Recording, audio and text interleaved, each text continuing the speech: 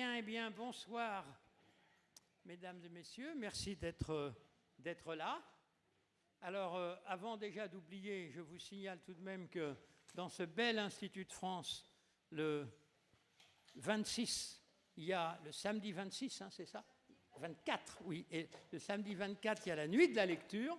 Vous pourrez venir avec votre matelas et écouter plein de belles choses pendant presque toute la nuit. Et puis le lundi 26, ce sera la conférence suivante, Jean Gomy, qui est d'ailleurs notre président cette année, qui vous parlera de la photographie, mais une chose assez large. Alors aujourd'hui, c'est un peu spécial. D'abord, pour commencer, que ceux qui ne sont pas architectes lèvent le doigt. Oui, il n'y en a pas tellement. Il y a donc vraiment beaucoup d'architectes, bien ce que je pensais dans la salle. Ce n'est pas étonnant, d'abord, étant donné la qualité du conférencier, et deuxièmement aussi, étant donné son humanisme et sa capacité à ce qu'on l'aime. C'est comme ça. C'est quand même, de tous les architectes, de loin le plus malin, pardon pour les autres confrères qui sont là, mais il n'y en a pas un seul qui a réussi ce coup-là. C'est-à-dire qu'au lieu de présenter sa candidature pour être élu à l'Académie des Beaux-Arts, il a construit un auditorium dans l'Institut. Et après, au moment où on réfléchissait, on a simplement à dire, écoutez, plutôt que de regarder, descendez donc et venez voir. Et c'est ce qu'on a fait ici. C'est d'ailleurs un auditorium que j'ai eu musicalement le plaisir d'inaugurer, parce qu'en plus, ça sonne très bien, figurez-vous. Et donc, comprenez une chose, c'est que c'est la première fois qu'on vous fait ce coup-là, c'est-à-dire le conférencier, il est chez lui, c'est lui qui a imaginé tout ça. Il ne peut pas se permettre à un seul moment de dire c'est pas terrible ici, parce que c'est lui qui l'a fait. Donc voilà. Alors, il fait aussi partie de tous ces grognons d'académiciennes et académiciens qui sont venus me voir en disant « C'était une bonne idée ton truc de faire l'histoire d'un siège, mais qu'est-ce que j'ai eu comme boulot, la vache !» Et puis ils découvrent en plus énormément d'architectes ou de membres pour d'autres sections. Eh bien, en fait, ils ne s'étaient pas beaucoup préoccupés de l'existence lorsqu'ils ont été élus. Et je dois avouer que s'il y a de cela 2-3 ans, j'avais posé la question à tous les académiciens, un quiz, faites-moi la liste de vos prédécesseurs. Il y aurait, sur des sièges de 12 noms, il y aurait rarement eu plus de 3 ou 4 noms. Donc au moins 5, c'est une très bonne chose. Donc vous allez le voir, il est fatigué, il m'appelait, alors ça avec son accent, en disant « Oh putain, qu'est-ce que j'ai travaillé, la vache! Mais dis donc, mais ça fait une semaine, je ne fous plus les pieds dans moi. » Alors il paraît que, d'ailleurs, il y a son équipe qui sait, il y en a qui se plaignent parce qu'ils ne le voient plus, parce qu'il n'a fait que ça. Alors depuis que tu m'as dit ça, tu as intérêt à être très très bon. Je vous laisse la place avec Marc Barani. Merci. Merci.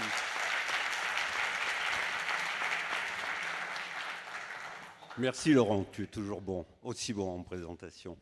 Oui, c'est vrai que j'étais absent à l'agence pendant pas mal de temps, mais l'équipe qui est là, je la remercie, elle a continué sans moi. Donc ça veut dire que ce que je pensais comme étant une présence indispensable, c'est plus ou moins vrai. Bien. Alors, oui, tu as commencé par l'auditorium, je vais finir par l'auditorium. Mais avant... conférence pour un fauteuil. Donc, je n'ai pas pu m'empêcher de penser à la facétie de Cocteau qui disait « Un académicien, c'est un homme qui, une fois mort, se change en fauteuil. » C'est le premier point. Le deuxième point, sujet de plaisanterie, c'est l'immortalité. Comme académicien, on est immortel. Et à travers la conférence pour un fauteuil et toutes les conférences que tu as initiées, il y a cette idée d'immortalité qui est la réelle. La vraie, c'est l'immortalité par le souvenir et la mémoire. C'est ce qu'on va faire pour le fauteuil numéro 5, c'est ce qui a été fait pour d'autres fauteuils en musique, en peinture. Et dans immortalité, puisque ça dure, il y a actualité. Et donc je vais essayer de voir quelles actualités, tous mes prédécesseurs, illustres prédécesseurs, parce que c'était assez intimidant de parler d'eux, qu'est-ce qui peut être d'actualité? Alors il y a un premier point. Aujourd'hui, l'architecture ou la discipline essaye de s'ouvrir à d'autres disciplines. C'est un des thèmes courants. Donc, De Waally, le premier que je vais vous présenter, il était à 2 sièges, architecture et peinture. Donc, il abolissait la différence entre architecture et peinture. Il y a toujours eu une collaboration très très étroite avec les artistes. Les premiers académiciens ont fait beaucoup de scénographie, c'est-à-dire qu'ils étaient peintres, scénographes, et on doit Et on peut remarquer qu'aujourd'hui, dans la jeune tendance, et notamment les albums de la jeune architecture, qu'on a reçus le 10 décembre d'ailleurs ici, il y a beaucoup d'architectes qui déploient la scénographie comme un moyen d'expérimenter l'architecture. D'ailleurs, l'expo qui doit être toujours là, je pense, du prix Abella Émulation avec les 4 lauréats, puisque la section archi décide, plutôt que de donner des prix, de se transformer progressivement en aide à la création.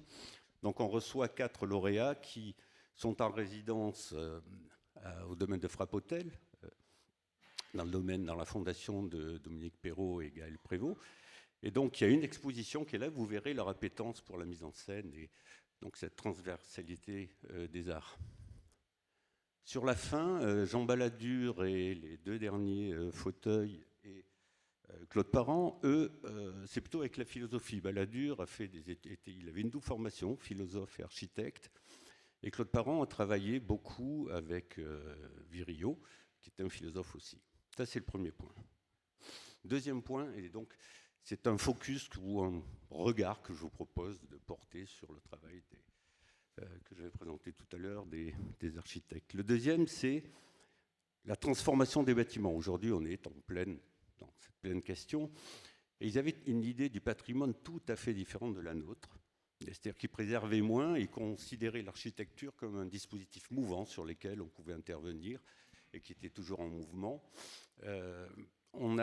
J'étais commissaire d'une expo, Agora, d'une biennale d'architecture sur le patrimoine, et on avait énoncé à la fin de notre réflexion l'idée que le patrimoine, c'était ce qui était disponible. Et pour toute une génération, là surtout au 19e, c'est le cas. Troisième point, c'est la mixité structurelle. Aujourd'hui, on construit, non plus tout en béton, mais grâce aux évolutions de l'environnement, on construit en bois, en béton bas carbone, en métal. Bref, il y a une question qui se pose sur la construction des bâtiments, et eux, notamment avec l'apparition du fer, l'avaient déjà comme point de mire, ou en tous les cas comme développement du projet. Alors,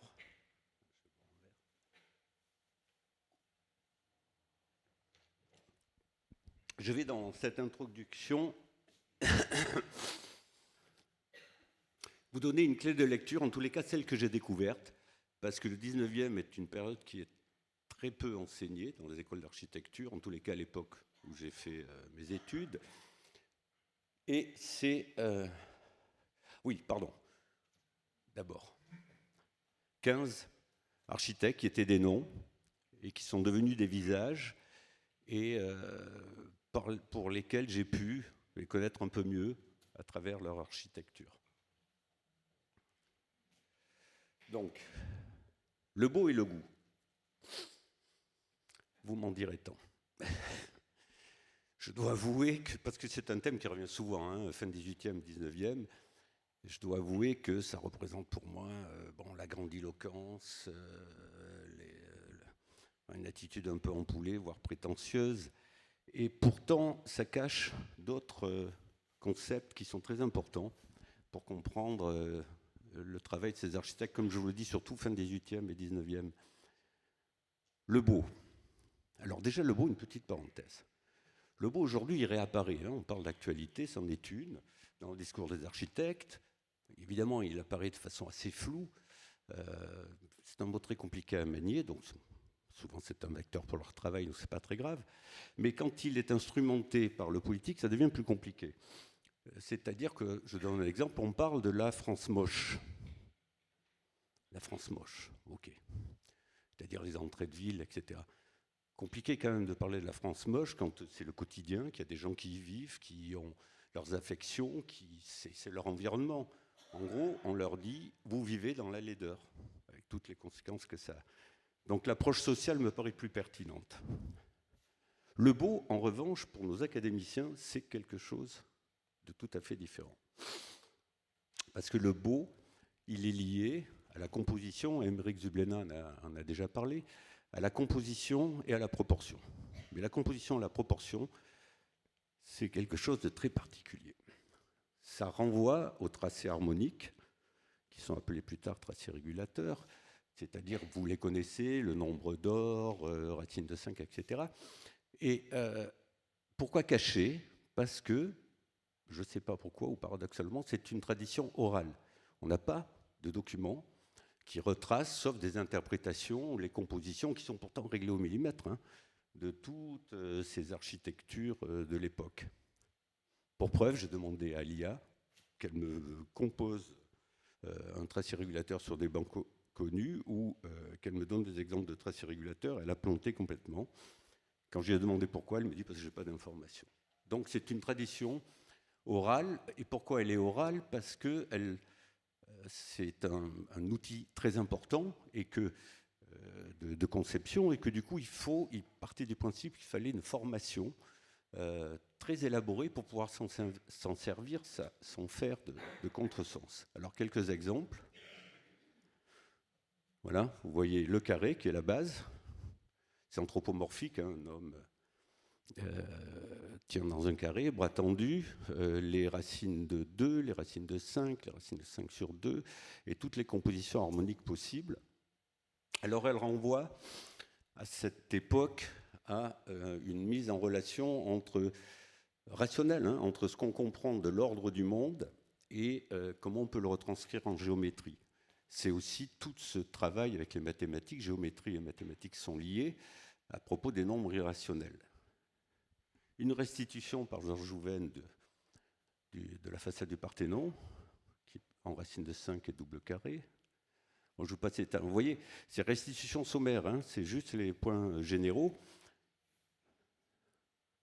Donc vous voyez que c'est assez complexe, le Panthéon, avec le tracé de Blondel et l'interprétation faite sur la partie supérieure. Alors, ce qui est plus étonnant, c'est que Le Corbusier, gros malin qu'il est, a fixé tous ces tracés régulateurs pour un homme de 1,83 m, d'abord en 1975, après 1,83 m de haut, et qu'il appelait le modulor. Il faut dire qu'au début du XXe, tous les grands maîtres, Miss, Wright, Kahn, utilisaient les tracés régulateurs. Mais comme ils avaient fait table rase du passé, ils ne le montraient pas. Donc, en gros, si on fait l'histoire des tracés régulateurs, ils existent dès l'origine de l'architecture. Dès que l'architecture existait, il y avait des tracés régulateurs. Donc ils étaient à l'origine, et dans les anciens temps, des critères plutôt magico-religieux.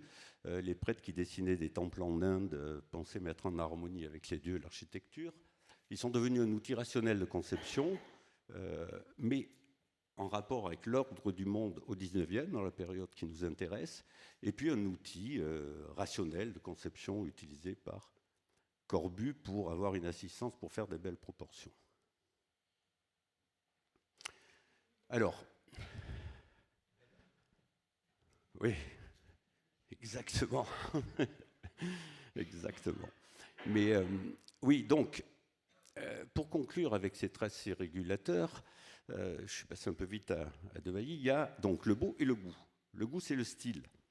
Et donc, il change beaucoup de style dans cette période, puisque c'est tout l'époque des néos, hein, néoclassicisme, néo-gothique, néo-renaissance. Et le style, c'est une sorte d'adaptation au goût, comme le nom le dit, c'est-à-dire qu'ils sont très proches du pouvoir, tous ces architectes, et donc ils sont sous influence aussi des puissants. Le goût, c'est très étonnant, parce que dans le goût, il y a... quelle est leur méthode pour le goût, donc, pour le style, c'est qu'ils prennent un morceau par exemple, le fronton d'un temple, une colonne, notre partie dans le gothique, il l'extrait de l'architecture d'origine, il la remixe dans un projet plus général qui est le leur, qui est fait de citations. Et donc c'est ce que, et je parle à un musicien, Pierre Schaeffer a inventé dans la musique concrète avec le sampling. C'était tout à fait l'idée de départ. Sampling qui s'est développé avec le hip-hop et puis le rock expérimental. Alors, ça paraît un peu osé de faire un rapport entre le rock expérimental et de Wally, mais pourtant, sur la méthode, c'est la même chose.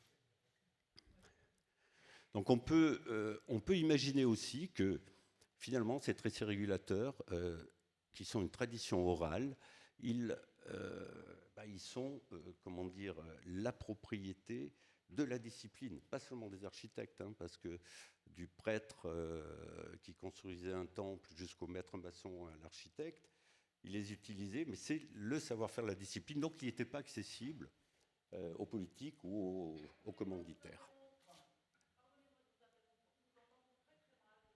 Ah, il faut que... Vous m'entendez mieux? Ok.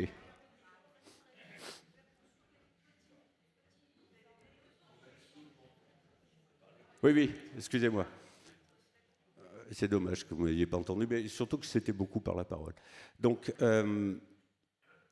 voilà, donc je disais simplement, pour conclure avec les tracés régulateurs et le goût, que les tracés régulateurs sont, je veux dire, c'est la science de la discipline, de l'architecture, et qui ne sont pas accessibles à d'autres. Et donc, c'est le cœur du travail, alors que le style et le goût, donc, lui, peut s'adapter aux influences subites. Alors, Charles de Wally,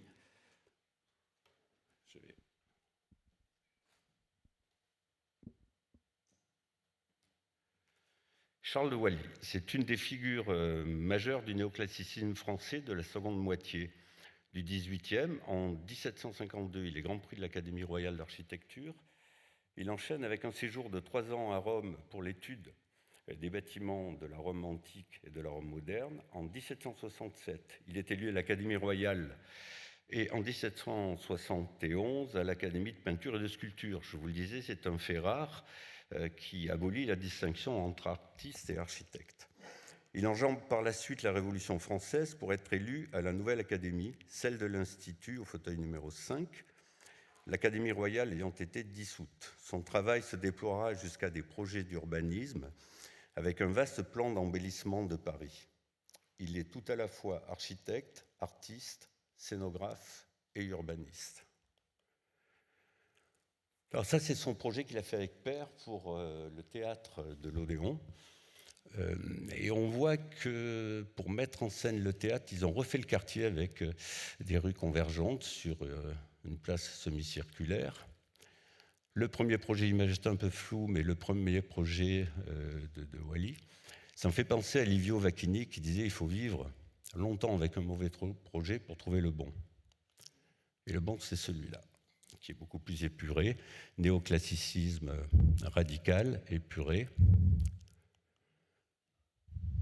Donc la façade du théâtre de l'Odéon à l'heure actuelle, le plan, rigoureux, très beau, il est calé sur un nombre d'or et la salle à l'italienne sur un racine de 2. Et puis cette séquence, parce que la rigueur constructive et de composition n'empêche pas l'ampleur, péristyle, vestibule et salle à l'italienne richement décorées avec un déploiement des espaces. La façade arrière, massive, percée régulièrement, c'est ce qui est le plus dur, de faire des trous tout en conservant la masse. Il a fait aussi la chaire de Saint-Sulpice suspendue comme un mini ouvrage d'art, stéréotomie, très difficile à faire. Et puis, je vous parlais de ces projets d'urbanisme, le plan des artistes, où il propose, après la Révolution, de traverser ce qui était le Palais Royal et d'en faire une séquence d'espaces publics. Notamment la cour carrée, qui devient, qu'il propose comme une place publique en plein cœur de Paris sur ce parcours, avec un péristyle circulaire et une statue au milieu. Il y a une actualité à la cour de carré du Louvre aujourd'hui. Alors ça, c'est un projet extraordinaire. Soufflot a fini le Panthéon. Le Panthéon est construit depuis quelque temps. Et De Wally met une pyramide, surcoiffe le Panthéon d'une pyramide, avec la statue tout en haut de l'immortalité. Et pourquoi cette pyramide? Parce que sur les arêtes, on peut cheminer, et donc le Panthéon est ouvert au public et en continuité avec l'espace public. Incroyable projet. Soufflot a fini le sien. Hein, voilà. Et puis, il est scénographe, ça doit te dire quelque chose. Laurent, c'est les décors de Armide de Lully. Et là, on voit, autant il était épuré à l'extérieur, on voit toute sa verve et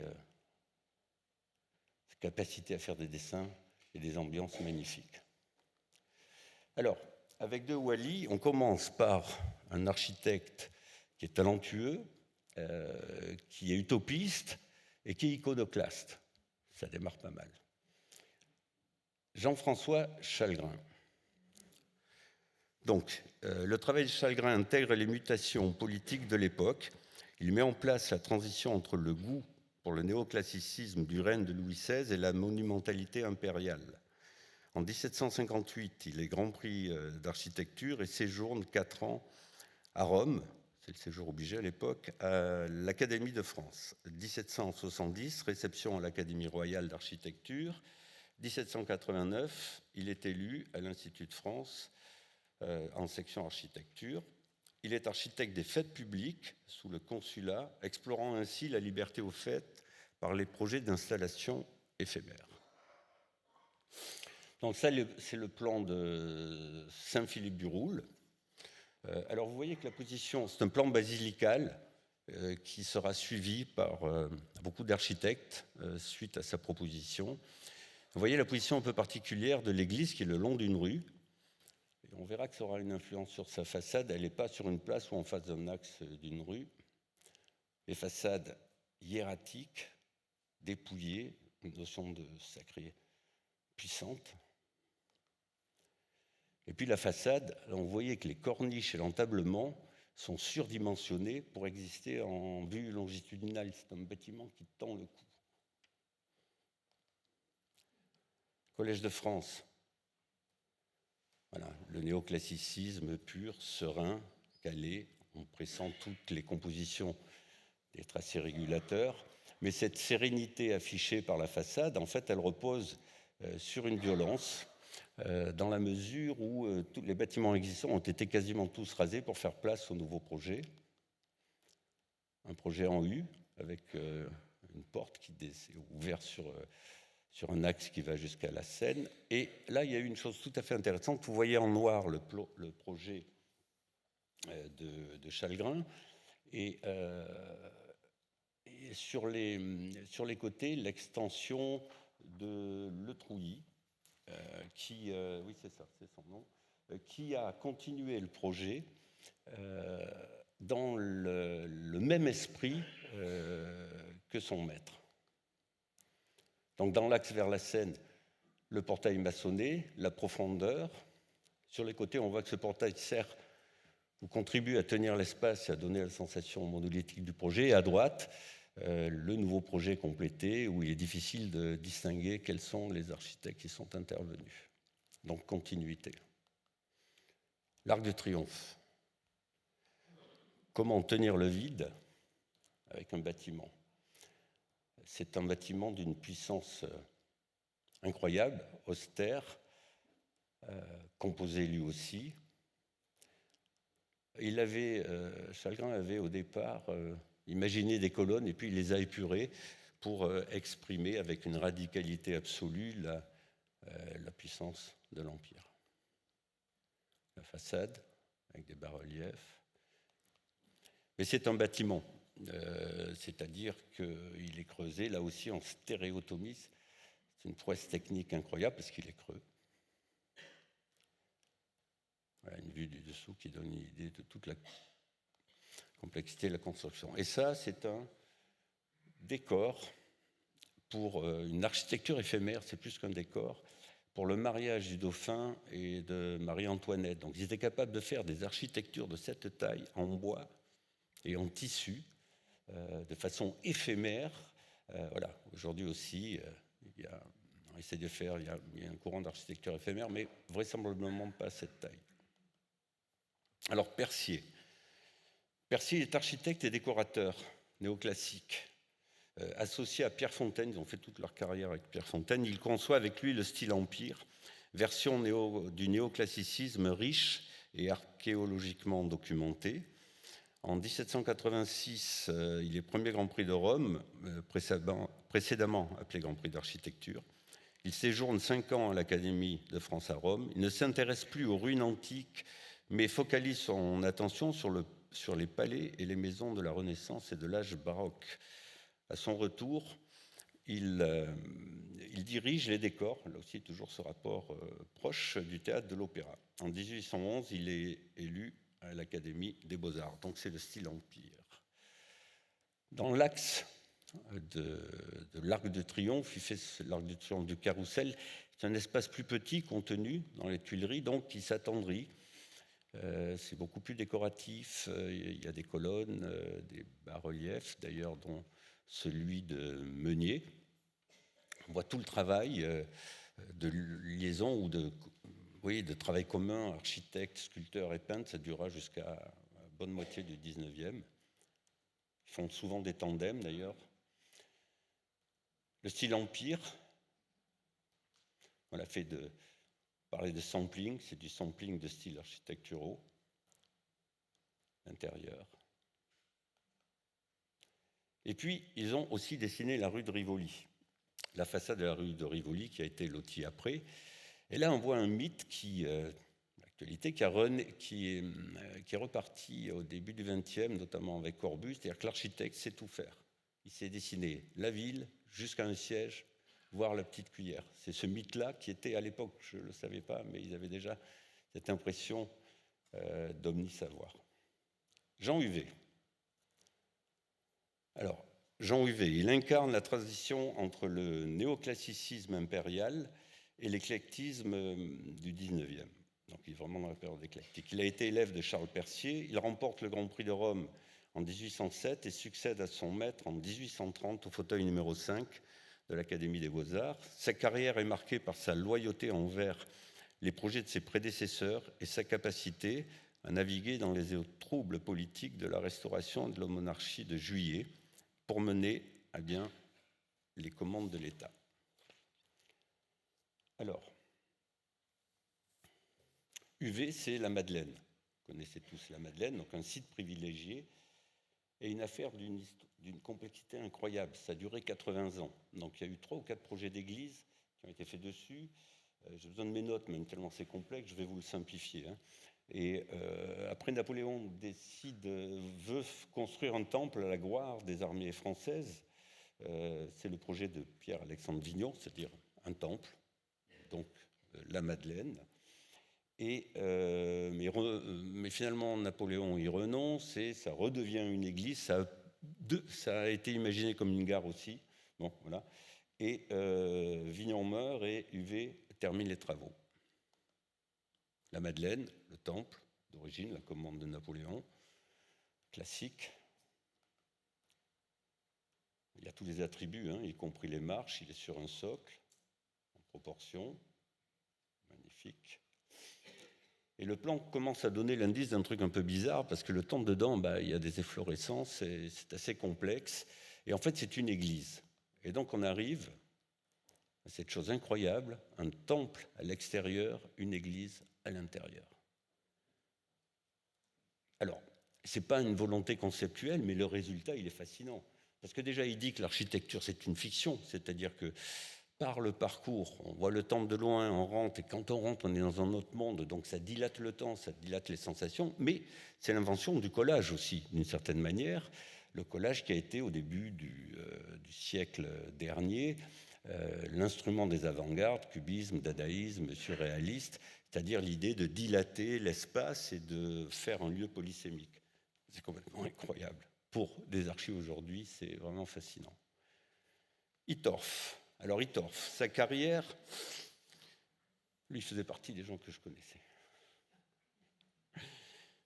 Sa carrière, qui s'étend de la Restauration au Second Empire, se caractérise par la maîtrise de la mixité structurelle qui associe pierre et charpente métallique de grande portée. On parlait de la mixité constructive. Il est architecte des fêtes royales et sa pratique de la mise en scène lui a sans doute servi pour transformer la place de la Concorde, les Champs-Élysées et la place de l'Étoile.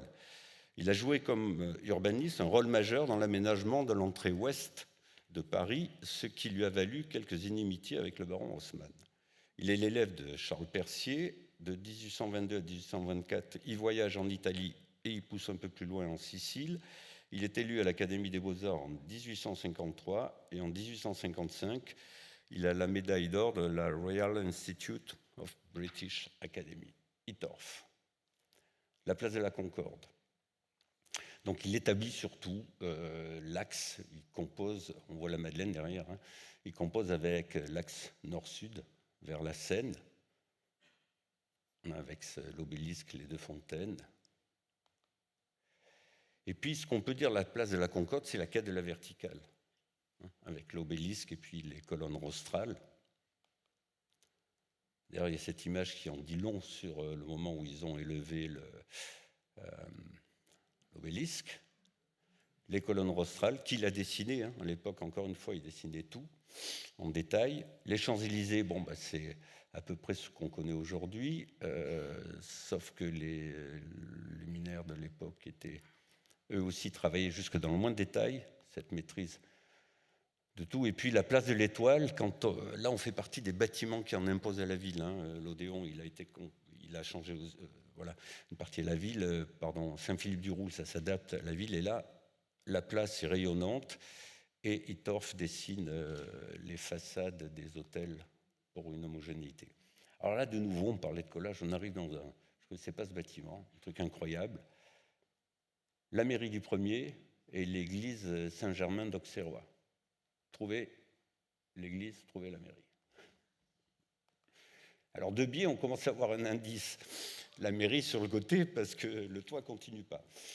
Et là encore, c'est l'intervention, je vous ai parlé de la tension avec Haussmann. Haussmann, quand il dégage cette place devant la colonnade de Perrault, il veut une symétrie avec l'église Saint-Germain d'Auxerrois. Et donc il demande à Hittorf une symétrie. Bon, ils discutent, ils ne s'entendent pas. Et puis, je pense qu'Hittorf, il y va, il dit, bon, ok, tu veux une église, je te fais une église, quoi. Mais c'est un collage incroyable entre l'entrée, le socle de l'église elle-même et la mairie. Ça me rappelle, là on est vraiment dans la pré-postmodernité, c'est-à-dire que la façade n'a rien à voir avec l'intérieur. Et ça me rappelle les étudiants de Belleville qui avaient fait un plan d'une école d'archi dans un portrait de Marilyn. Mais il y a quand même une rationalité derrière, puisque le plan, je n'ai pas pu trouver de plan de bonne qualité, mais il est rationnel, que la salle des mariages était à l'endroit de la rosace.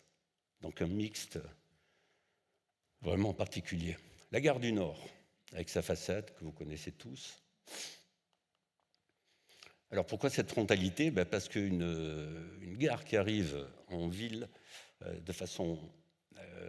une gare en cul-de-sac, je veux dire, elle est frontale et donc elle doit gérer la frontalité avec toutes les ordres et les finesses pour créer de la porosité.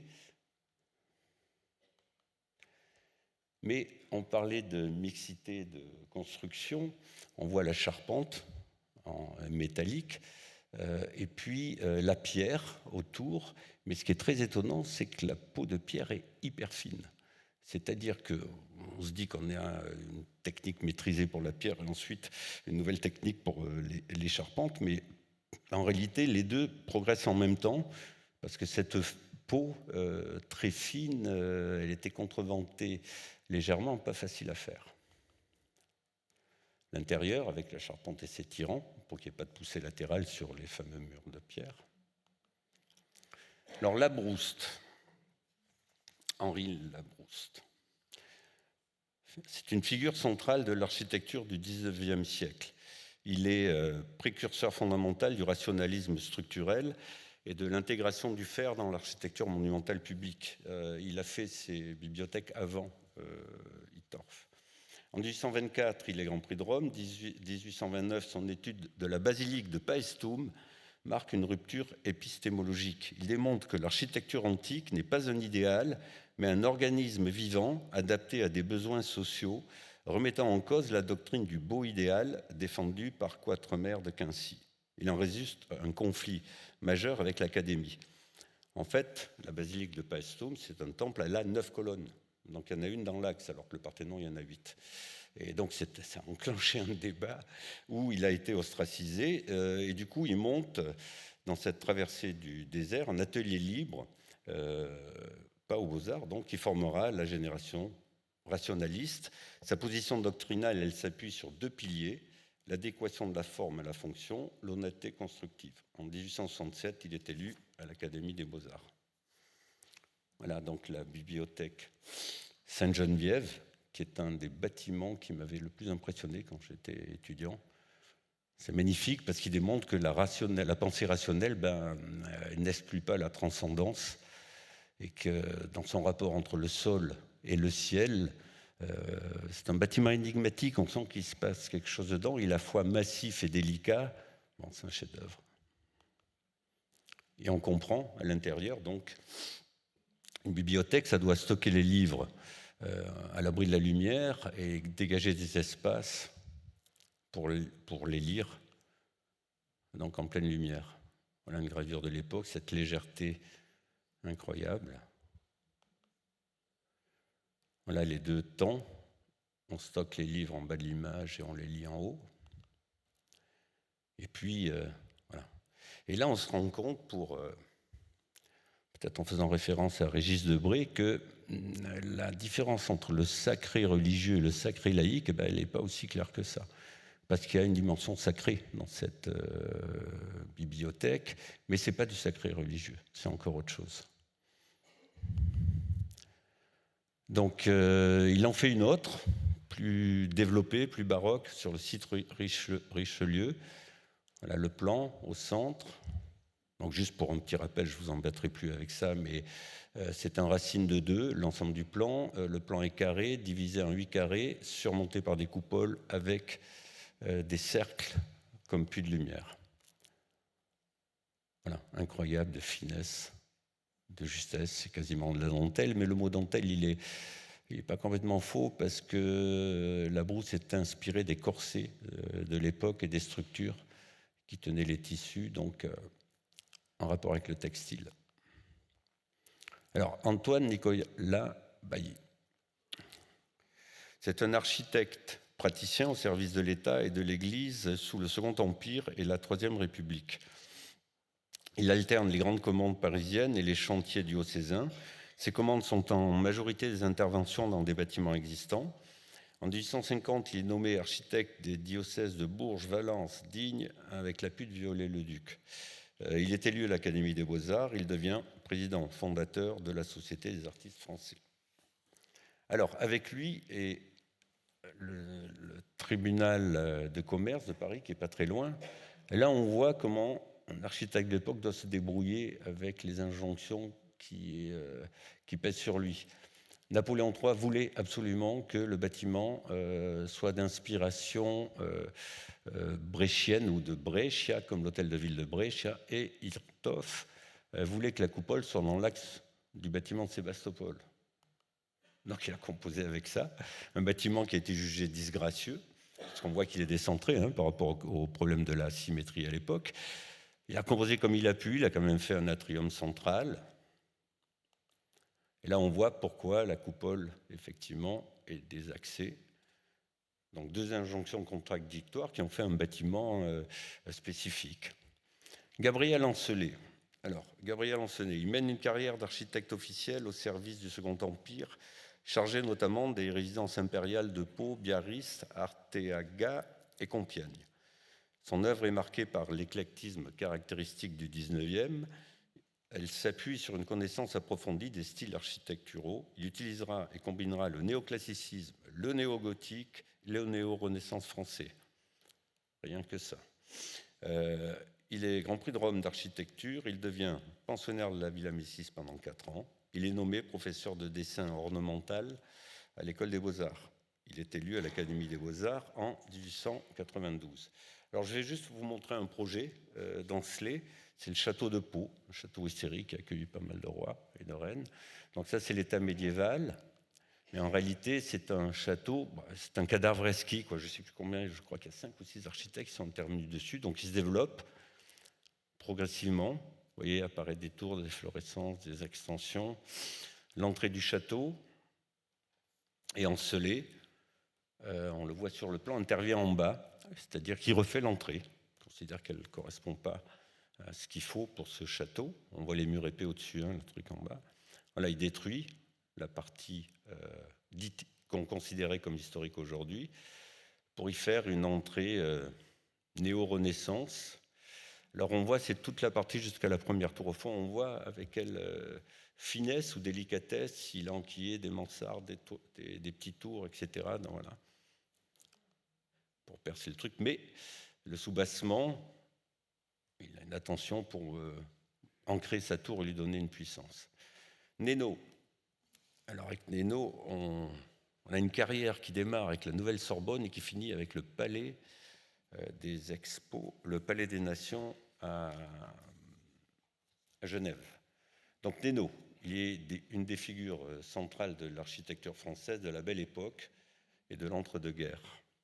Sa carrière se déploie entre projets universitaires, hôtels particuliers et édifices commerciaux. Il conçoit pour la reconstruction de la Sorbonne un bâtiment rationnel de style éclectique, mêlant là aussi références néo-renaissance, péristyle à l'antique et cours néoclassique. Sur le tard, il conjuguera fonctionnalisme, construction en béton armé et classicisme traditionnel et influence art déco. Le beau, c'est-à-dire la composition et les tracés, et de l'autre côté, les styles. Il est Grand Prix de Rome d'architecture et réside à Villa Médicis. Il est élu à l'Académie des Beaux-Arts en 1895, au fauteuil numéro 5, pendant une quarantaine d'années. Et en 1917, il reçoit la médaille d'or du Royal Institute of British Architects. Voilà, ça c'est le projet de Le Mercier, la vieille Sorbonne. Je vous le montre parce qu'il y a un écho, une correspondance avec le projet de Nénaud. Bon, la vieille Sorbonne est vétuste, il faut la refaire, elle ne fonctionne pas, elle n'est pas à la hauteur des nouvelles ambitions. Et donc Nénaud fait un plan hyper rationnel, tramé, moderne dans un certain sens, et il conserve l'église. Voilà. Et il a quelques problèmes à régler parce que le site est en pente et il le fait de façon très habile. On voit la façade sur la rue Saint-Jacques où il alterne les corniches avec des ruptures pour signifier l'encastrement de la Sorbonne dans la pente. Et c'est d'ailleurs, il le dira, il a beaucoup hésité sur le nivellement à l'intérieur pour la mise en scène de l'église. Il voulait au début être plat et puis finalement il l'a gardé. Donc le nivellement il a été important pour la Nouvelle Sorbonne. Voilà, ça c'est, il dit lui-même qu'il a essayé de le faire dans le goût Louis XIII. Nouvel espace clarifié. La bibliothèque lumineuse, spacieuse, avec les mêmes thèmes, hein, on lit dans la lumière naturelle. Et au fond, il y a une fresque vraiment intéressante. C'est Le Mercier qui présente les plans à Mazarin et aux cardinaux. Donc j'ai fait un zoom sur Le Mercier, le pauvre. Donc déjà, l'image de l'architecte, c'était quelqu'un qui était... on a l'impression qu'il se dit, ah, il va encore tout me changer, comment je vais m'en sortir. Donc c'était déjà, là aussi, hein, si on parle d'actualité, l'image de l'architecte soucieux et aux ordres de son commanditaire. Donc la salle du doctorat, richement décorée. Donc il y avait toujours cette ambiguïté, cette différence plutôt, entre des façades épurées et puis des intérieurs richement décorés et le grand amphithéâtre. Alors il a fait aussi l'Institut océanographique de Paris. Alors là, on est carrément dans un autre style. On est dans le style néo-toscan monégasque. C'est lui qui le revendique. Hein. Parce que cet institut a été construit pour Albert Ier de Monaco, hein, le prince navigateur que Jacques connaît très bien. Et donc là, je vais faire juste un petit point. Aymeric Zubléna en avait parlé sur les trois concepts qui guident les architectes à l'époque. Il y a le concept de composition, donc on en a largement parlé, hein, avec les tracés régulateurs. Il y a le concept de convenance, c'est-à-dire qu'il faut que le bâtiment dise quelque chose de son commanditaire. Donc là, on comprend cette manipulation des styles. Et puis, il y a le concept de caractère, c'est-à-dire qu'est-ce que le projet porte, qu'est-ce qu'il doit être et quelle est son essence. Par exemple, Aymeric citait la salle des pas perdus pour un palais de justice. Là, la coupe, avec son amphithéâtre, il a dû avoir du mal à rentrer la jauge, il est très vertical. On a décoré. Et puis à côté, l'Institut de géographie, qui est d'un style différent, mais relié par une passerelle. Et puis on en arrive au Palais des Nations. Alors là, c'est pareil, je ne vais pas vous citer, vous faire l'histoire simplement vous dire qu'il y a un concours international qui est lancé, auquel participe le Corbusier d'ailleurs, et puis le jury n'arrive pas à départager les concurrents. Le Corbusier crée une polémique, bon, c'est Corbu. Et finalement, il y a 4 projets qui intéressent les commanditaires et ils décident de les faire travailler ensemble, c'est-à-dire ça devient un collectif. Et le projet, il est signé par Henri Neno, Camille Lefebvre, son associé français, Carlo Broggi, qui est italien, Julien Flegheimer, qui est suisse, et Joseph Vago, qui est hongrois. Et donc, ils arrivent à travailler ensemble. Oui, il y a une erreur. OK. Oui, tout à fait. C'est bien. Non, mais c'est clair. Oui, c'est la fin de sa carrière. Hein. Il est au crépuscule de sa vie, ouais. C'est même plus. Et non, c'est plus 906, il y a une erreur. Et puisque c'est entre deux guerres. Et voilà, le plan, il est en S, assez intelligent. Il est ouvert vers la ville d'un côté, puis sur le lac de l'autre. Voilà, c'est une architecture néoclassique teintée d'art déco, solennelle, qui veut dire le côté apaisé des nations qui recherchent donc la paix, comme je l'ai dit. Composition monumentale, hein, importante évidemment, pesante. L'autorité, les salles, on voit plus le style art déco renaître dans les grands couloirs, salle de présentation, et puis la salle de réunion principale. Alors, maintenant on passe à Hume den Stock. Donc lui, il incarne la synthèse entre la haute tradition académique des beaux-arts et la rigueur de l'école polytechnique, où il enseigne pendant 20 ans. Il fut le promoteur engagé du régionalisme, cherchant à adapter le vocabulaire classique aux identités locales, et en particulier dans ses projets ferroviaires. Donc il a été vilipendé, on peut voir d'ailleurs, oui voilà, il a été vilipendé par les architectes des SIAM, Congrès internationaux d'architecture moderne. Il maintiendra sa pensée contre vents et marées, autant que c'était une des premières pierres sur la pensée régionale qui se développera plus tard avec le régionalisme critique sous des formes plus élaborées que Kenneth Frampton a théorisé. En 1896, il est second Grand Prix de Rome et en 1935, il est élu à l'Académie des Beaux-Arts. Donc ça, c'est la gare de Senlis, la gare de Saint-Leu-la-Forêt. Donc l'idée, c'est que, bon, c'est des gens qui avaient des projets beaucoup à Paris, et c'est qu'en province, on s'adapte au style local, Saint-Quentin. Voilà. Donc, là encore, hein, la composition et le style. C'est des archis qui sont vraiment centrés sur le fonctionnement, ça c'est clair. La composition, l'ordre et les styles, ils peuvent s'adapter. C'est un style néoclassique pour le lycée Pasteur au-dessus, et le lycée Claude Bernard, lui, est intéressant. Il commence à basculer dans le style ou la vision rationaliste. Il est près du Parc des Princes. Donc c'est un îlot. Et il va travailler la notion de la masse. Masse et symétrie, c'est des points qui intéressent beaucoup les académiciens. Donc il biseaute les angles. Et puis, vous voyez là, en bas à droite, la cour intérieure, les côtés avec les angles biseautés. Et en fait, les façades ne laissent rien transparaître de ce qu'il y a derrière. C'est à peu près la même fenêtre partout. Donc l'idée d'une homogénéité complète, alors que les coursives sont à l'extérieur de desserte. Le hall d'accueil circulaire avec des allégories de l'enseignement, toujours ce rapport aux artistes. Il a aussi refait le pont du Carrousel, où était conseil là-dessus, avec la technique béton. C'était un des premiers ponts béton à Paris d'Hennebic. Voilà l'ancien de Paul Landau et le sien. Paul Tournon. Alors, il est un représentant d'un traditionnalisme architectural renouvelé par l'emploi du béton armé avant de basculer dans la gange de la modernité. Il a construit une douzaine d'églises, et mené une carrière institutionnelle en tant qu'architecte des bâtiments civils et des palais nationaux. En 1911, il est second Grand Prix de Rome, et en 1942, il est élu à l'Académie des Beaux-Arts.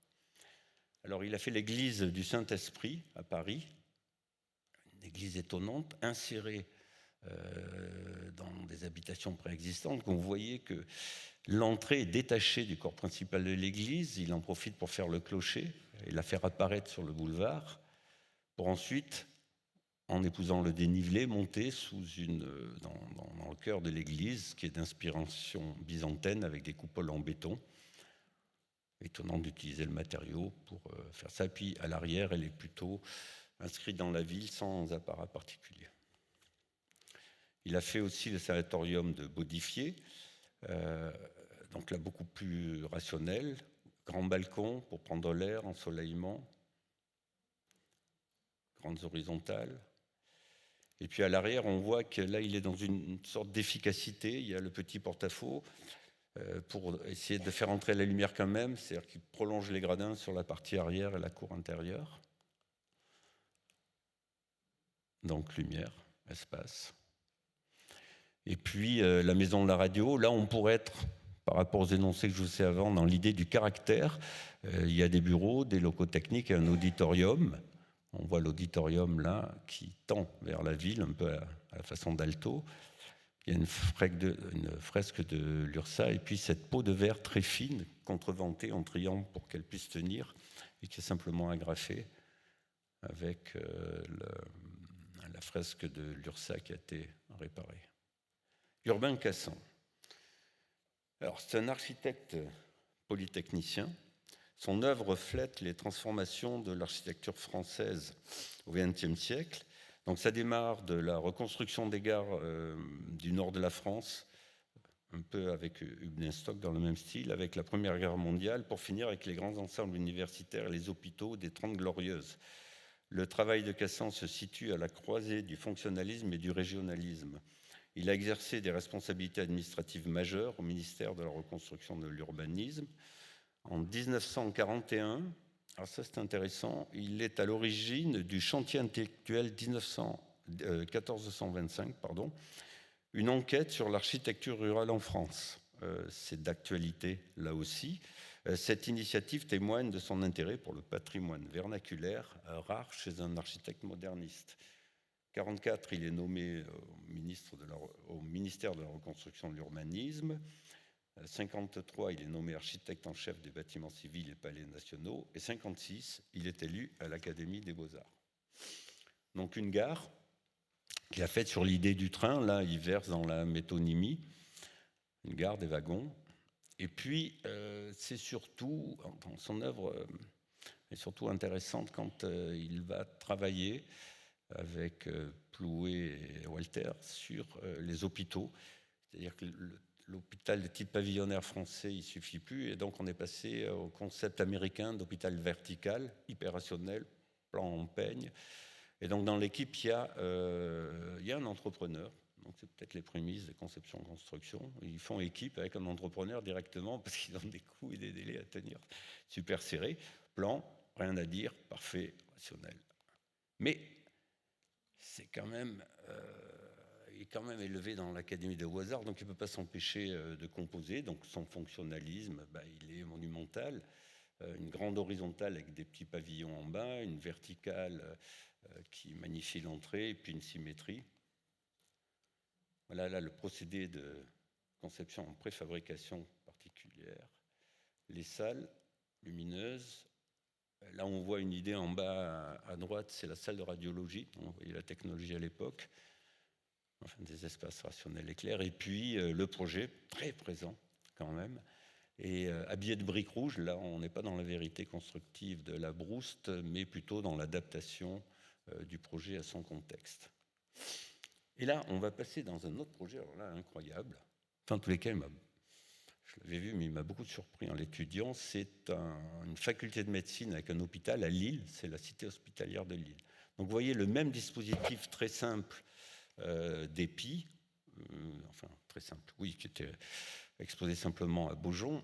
Là, il prend une autre forme parce que l'hôpital est beaucoup plus important, donc ça se ramifie, ça devient presque organique. Devant, vous avez un premier hôpital, l'hôpital Calmette, et derrière, il y a cet objet incroyable. Je ne sais pas d'où il vient.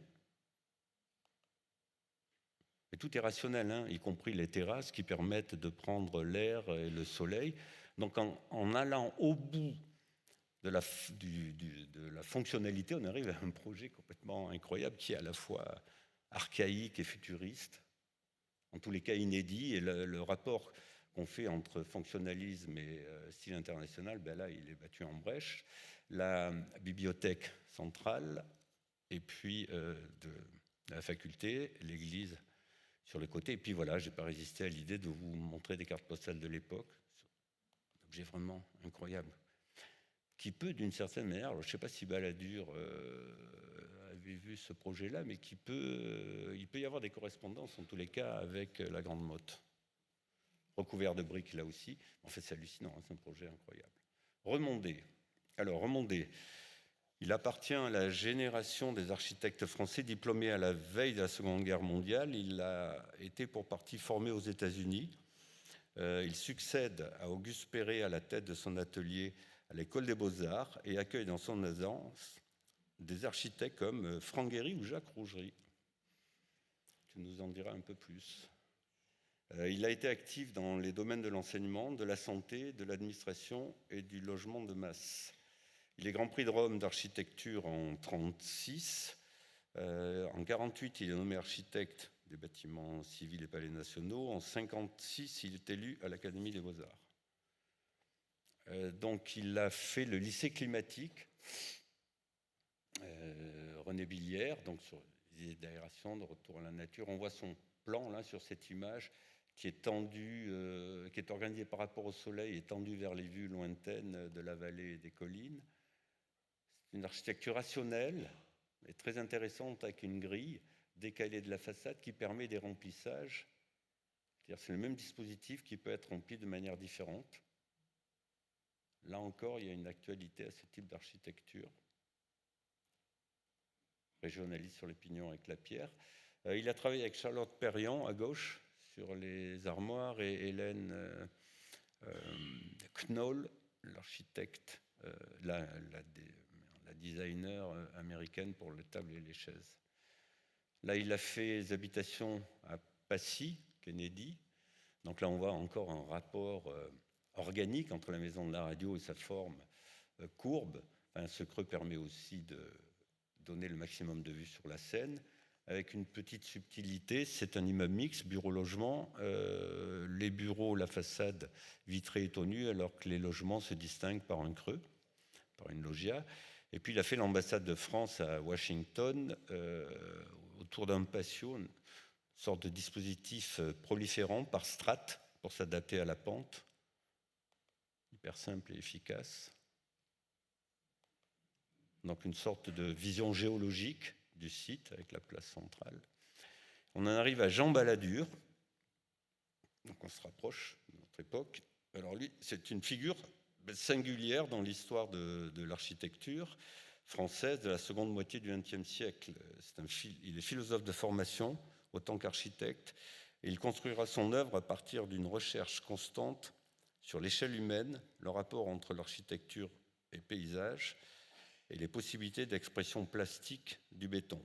Il revendique une pensée libre et non dogmatique, héritée de l'existentialisme sartien, il a été son élève, selon laquelle l'existence préexiste au sens. Cette philosophie nourrit sa conception de la ville et du bâti. En 1953, il obtient son diplôme d'architecte. De 1957 à 1977, il est titulaire de la chaire d'architecture à l'École nationale des ponts et chaussées. Et en 1999, il est élu à l'Académie des Beaux-Arts. Alors son premier projet, l'un de ses premiers logements, il fait référence directement à Corbu, c'est les Rigondes, un très beau bâtiment, très élégant, qui est fait d'un empilement de duplex avec un rez-de-chaussée sur pilotis. Et puis, donc, inspiration Corbu, ses maîtres c'était Mies, Corbu et puis Niemeyer. Il fait le voyage à Brasilia et il en est sérieusement ému. Donc il fait cet immeuble de logement dans le 13e. Avant d'avoir cette commande incroyable, parce que là pour l'instant on a vu deux types de bâtiments, hein, ceux qui s'imposaient à la ville et ceux qui dialoguaient avec la ville. Là il fait une ville sur une commande c'était l'aménagement du Languedoc-Roussillon, des plages de toute la côte, point de vue touristique. C'est une commande qui vient du plus haut sommet d'État, vous voyez le général de Gaulle, et Racine qui est à la manœuvre pour que ça puisse se réaliser. Donc il va travailler une trentaine d'années avec 80 personnes. C'est l'œuvre d'une vie, c'est un engagement total. Alors vous avez le plan là. On a l'image habituelle de la Grande Motte comme étant une ville bétonnée. En réalité, c'est une ville à 70% qui est une ville verte. Dans toutes ses extensions, il y a effectivement une grande densité autour du port, mais sinon c'est une ville verte. C'est important de le percevoir. Elle est entre la mer et l'étang qui est derrière. Le plan est incliné pour se protéger des vents, donc il y a tout un rapport à l'environnement. Elle a été construite sur des marécages, surélevés de 2 mètres. Et là, vous voyez voilà, la partie des pyramides, on les appelait comme ça, et puis à l'arrière, la partie verte. Il tenait beaucoup, il a fait beaucoup de croquis pour la silhouette, parce que c'était un port, donc la silhouette vue depuis la mer. Et on sent déjà que dans sa ville, il cherche plusieurs types d'architecture, celles qui enveloppent, qui sont distribuées pour prendre les vues, les lumières, et puis celles qui sont rectilignes. Là, c'est un dessin sur le port. De nouveau, une architecture enveloppante, les appartements. C'est une vraie ville. Il y a une église, un centre de congrès, des lieux à toutes les échelles, et ils ont tout dessiné de façon précise, des lieux avec des pergolas pour s'abriter du soleil, des petites villas en lotissement organisé à l'arrière. On voit le plan là maintenant avec les ramifications, on voit la partie dense et puis tout ce qui se développe à l'arrière. Alors, il a travaillé avec Pierre Pilet comme paysagiste. Ils ont planté des dizaines de milliers d'arbres qui ont poussé maintenant. Mais les tours, les bâtiments qui étaient devant protégeaient la végétation à l'arrière. Donc, y compris le plan de masse a été construit pour ça. Donc des espaces publics, la plage, qui est un espace public majeur, et puis des espaces publics dessinés par les artistes. Là, vous avez la mairie et l'église au cœur du bâtiment. Donc je vous en parlais, des échelles et des possibilités d'appropriation très différentes. Une plasticité incroyable, parce qu'il a découvert, évidemment, tout ce que le béton moulé pouvait offrir, grâce à Niemeyer, entre autres. Et puis on parlait des artistes, ça j'ai découvert ça aussi, c'est que le point zéro, c'est-à-dire au moment où il démarre la Grande Motte, il démarre avec une installation et avec ce site où il y a des sculptures. C'est-à-dire qu'il dit que l'art doit démarrer en même temps que l'architecture. L'art fouille le cœur. Et tous ces espaces publics, ils vont être dessinés et en fonction des artistes, voire pour certains avec les artistes. Claude Parent. J'ai fait son discours d'installation, vous le connaissez tous mieux que de Wally, voilà. Alors, Claude Parent, il a toujours dans mon regard un peu focalisé, artiste, il a commencé à travailler, ou en tous les cas, il a travaillé avec Yves Klein, ça ne doit pas laisser intact, sur les architectures immatérielles. Ils ont imaginé des villes qui seraient construites à partir de l'air, la terre, le feu, l'eau, des matières premières, des villes immatérielles. Une utopie qui pourrait mettre en perspective un peu la manière environnementale dont on voit les villes aujourd'hui, une puissance de créateur décuplée par celle de Klein, au point qu'il lui a dédié un mémorial qui est toujours à quête d'un site, si vous avez une idée, et d'un budget pour être construit.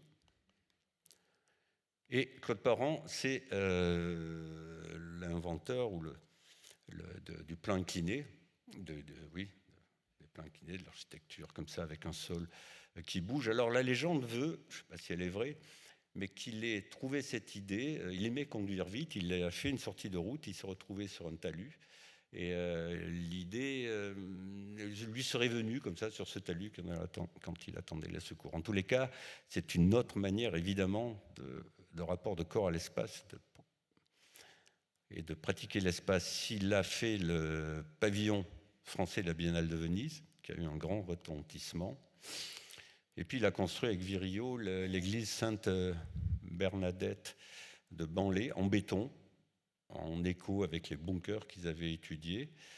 une église monolithique en béton, avec une fente de lumière au milieu, l'autel et les fidèles qui se voient. Donc cette idée très forte de communauté unie par la lumière. Il a fait des centres commerciaux en plan incliné avec les espaces centraux. Donc il s'est occupé d'une commande qui était délaissée. Peut-être qu'on pourrait s'en référer à lui pour le réaménagement de ces entrées de ville.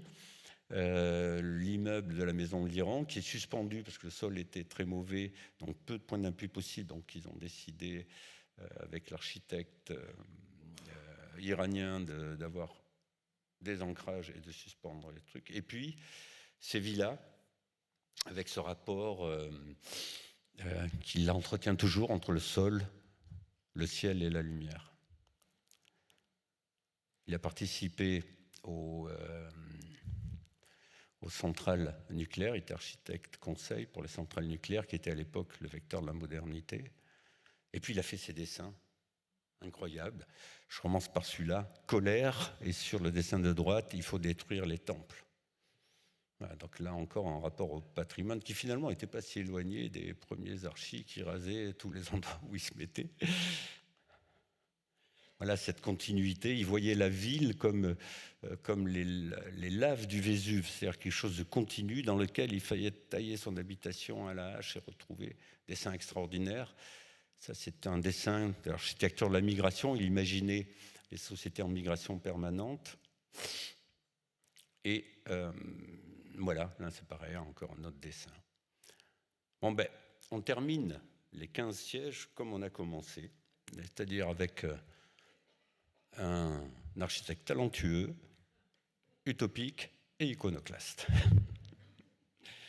Bien, bon écoutez, comme je suis au fauteuil numéro 5 maintenant, je vais passer et je vais m'asseoir.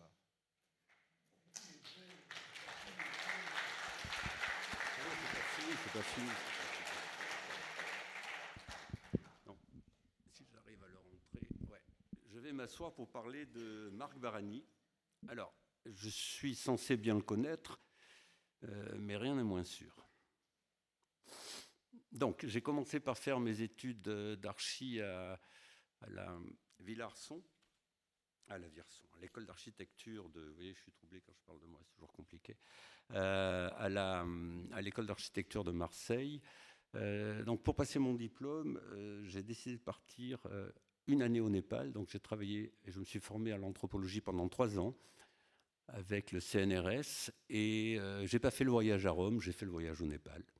J'ai ensuite commencé des études de scénographie à la Villarson. J'ai passé 4 ans pour obtenir mon diplôme de scénographe à la Villarson, en parallèle de mon premier projet, qui était l'extension du cimetière de Roquebrune-Camartin, que vous voyez là, et qui était un projet important, puisque ma tombe familiale est dans le cimetière existant, et que la tombe Le Corbusier y est aussi. Donc j'avais un peu de pression. J'ai eu 7 ans pour le faire, donc ça allait.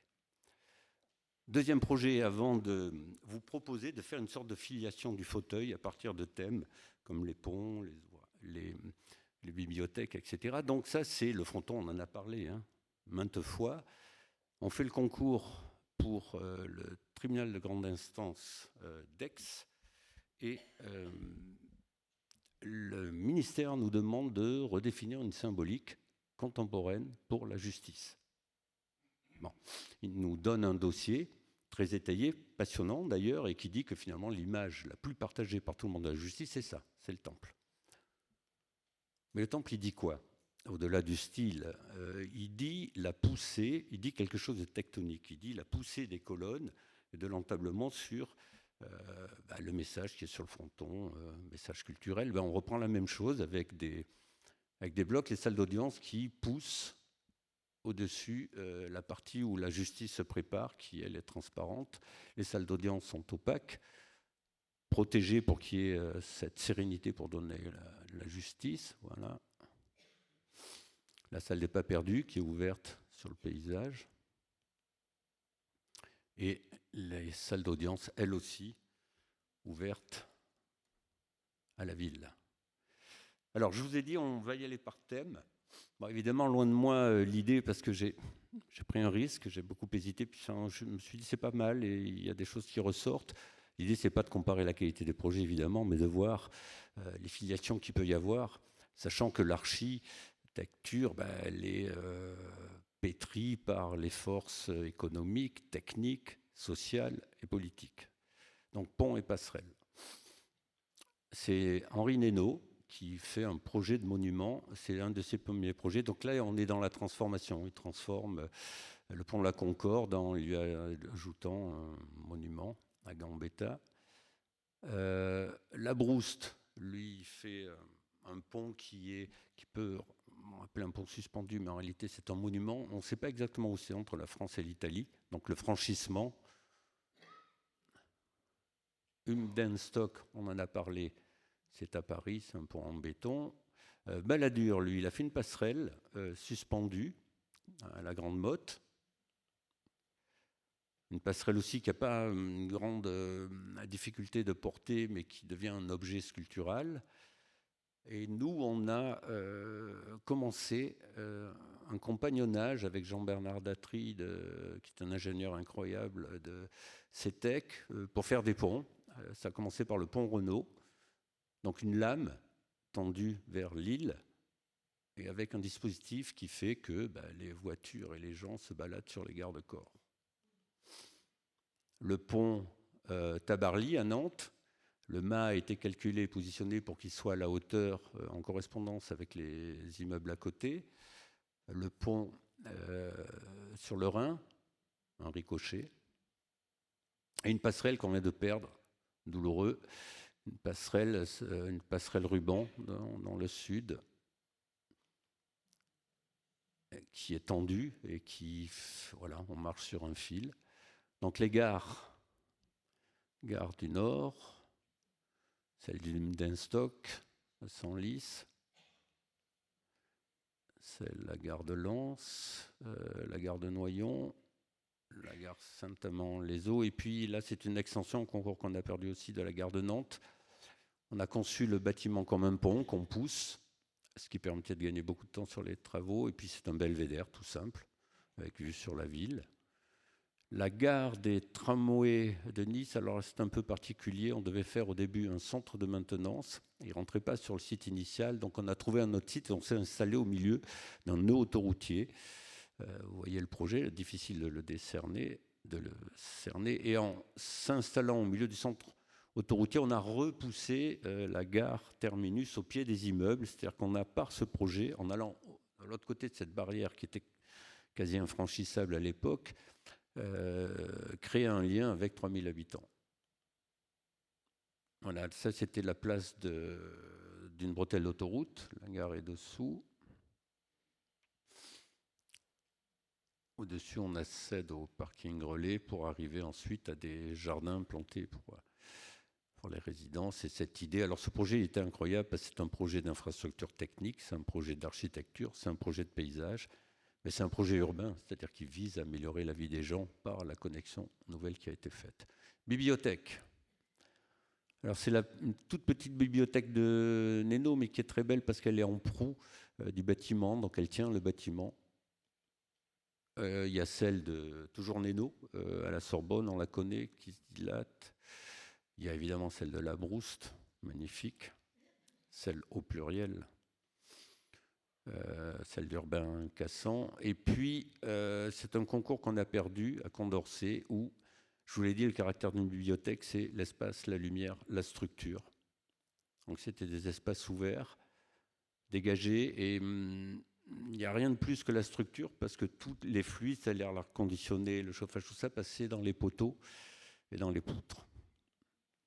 Et puis, il y a une médiathèque qu'on fait à Beau-Soleil, avec derrière un centre d'action sociale. Donc c'est un projet social dans une commune à côté de Monaco qui a la cartographie du 9-3. Et donc le maire veut que pour aller au centre d'action sociale, on traverse la médiathèque. Donc voilà, c'est un projet ouvert sur la ville. En soutènement, ça a été creusé de la colline. Là, l'idée, c'était de lire un livre dans la ville et sous le ciel. Les demeures. UV, bâtiment très compact, intime. Hubdenstock, une villa de même nature. La Brouste, à la Villa Touré à Neuilly. Là, on voit sur la droite le début de quelque chose. C'est-à-dire que le bâtiment est compact, mais il y a une efflorescence d'une serre qui tend vers la nature. Balladur, avec son influence missienne. Là, ça y est, ça se développe, ça s'ouvre. Par an, ouverture au ciel, à la vue, la fonction inclinée. Et puis sa villa Antibes, comme ça, des blocs poreux à l'air qui s'empilent dans la pente. Et il n'y a plus qu'une peau de verre entre l'intérieur et l'extérieur. Et nous, on a fait une villa pas loin d'ailleurs, à Cannes, qui est un pont et un belvédère. Donc ça, c'est le pont qui abrite les chambres.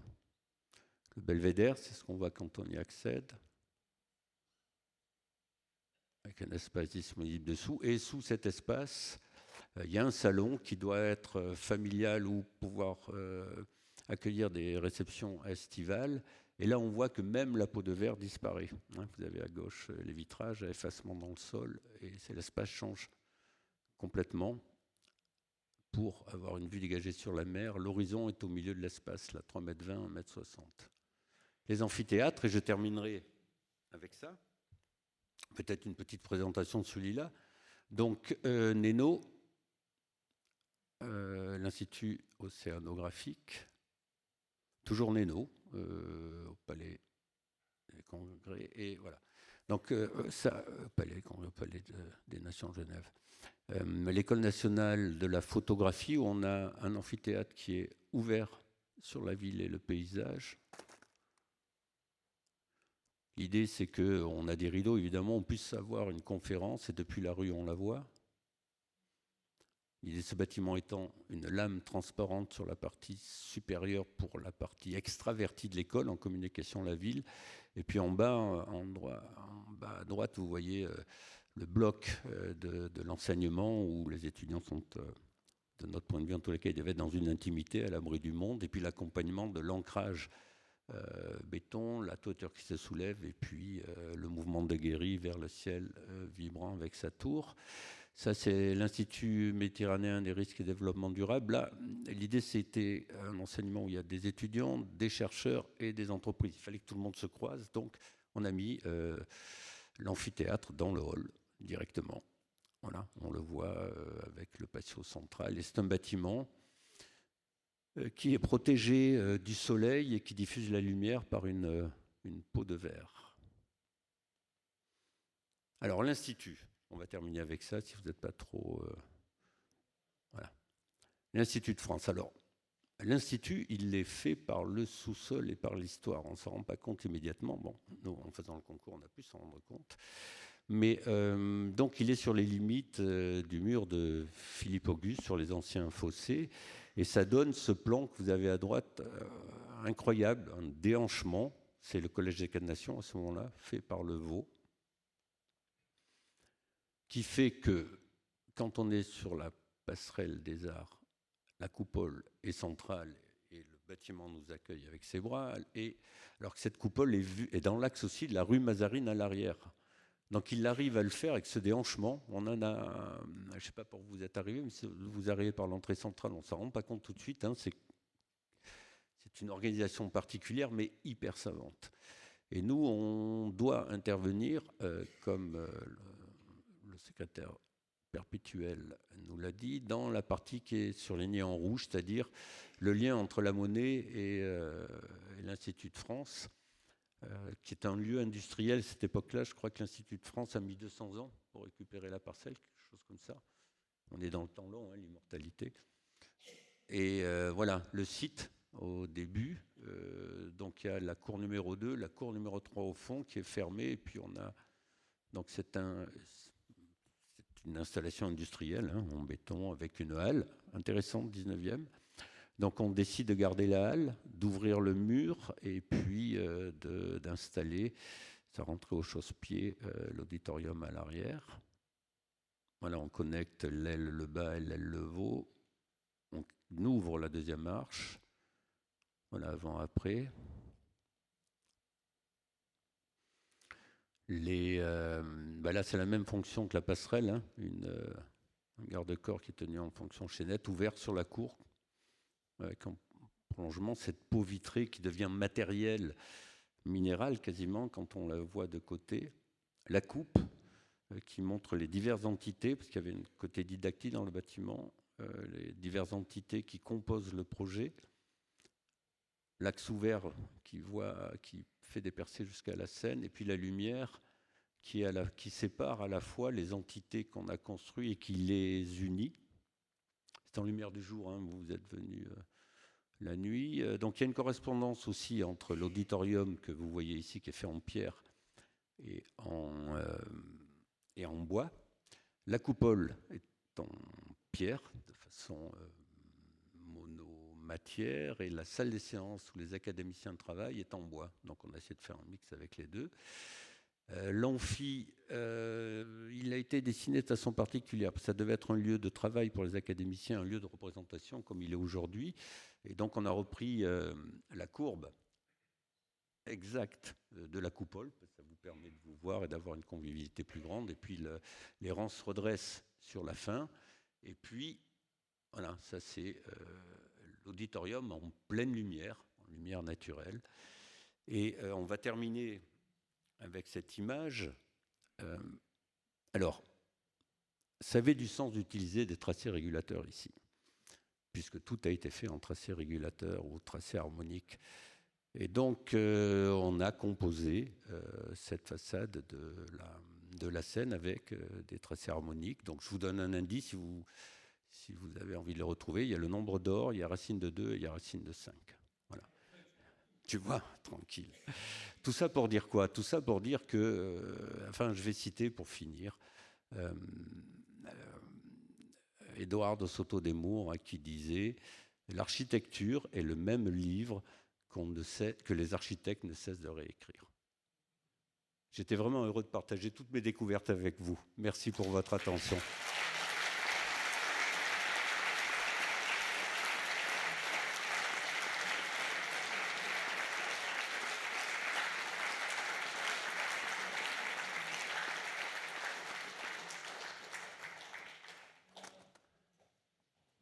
Tu veux le micro ? Il a travaillé comme un fou. Alors, je ne vais pas me faire gronder par notre organisatrice, mais disons simplement 5 minutes de questions, parce que je sais qu'il y en a qui seront quand même frustrés de ne pas pouvoir interpeller notre ami. Donc, si quelqu'un veut poser la question, il y en a 10 000, mais du coup, c'est la première qui est compliquée. Ah, vas-y, mon cher Aymeric, tu dois avoir un micro sur le long. On va t'en donner un tout de suite. Oui, je peux me mettre là. Bien, d'abord, merci. Juste, tu m'as parlé des tracés harmoniques. Effectivement, on nous avait donné quelques formations quand moi je faisais mes études, c'est-à-dire dans fin des années 50. Puisque tu t'y intéresses, je te renverrai à un livre de Mathilda Guica qui s'est intéressé aux tracés harmoniques dans le cadre des perspectives. Parce que les tracés harmoniques sont toujours présentés sur des façades frontales. Oui, je le connais, je l'ai vu. Oui. Voilà. Ouais, intéressant. Intéressant. Je ne sais pas qui peut avoir lu ce document, moi, sauf toi. Ouais. Non, je voudrais simplement faire une remarque. Enfin, j'improvise un peu. Hein. Ce qui me frappe dans l'architecture classique, c'est la rigueur, l'ordonnancement, le caractère. Mais au fond, les problèmes structurels de construction, c'est la construction en pierre, ils n'apparaissent pas, ils ne transparaissent pas. Ce n'est pas le problème, au fond, pour eux. Et puis, je saute très, très vite. J'arrive dans les années 50, 60. Alors là, les problèmes à la fois de rationalité, de fonctionnalité et de logique structurelle deviennent très, très prégnants. Et au fond, ils pèsent très lourdement sur l'architecture. Et dans une certaine mesure, ils l'appauvrissent. Et puis toi, ce qu'on voit, c'est que tu es cet énorme porte-à-faux que tu lances pour ta maison.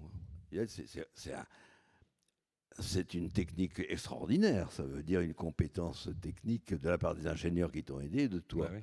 Mais elle ne pèse pas. La technique est au service d'un concept plastique. C'est-à-dire que si je jette un pont entre le XVIIIe siècle et ce que tu nous présentes, au fond, le caractère est présent, la structure, elle existe parce qu'elle est nécessaire, mais elle ne dicte pas l'architecture.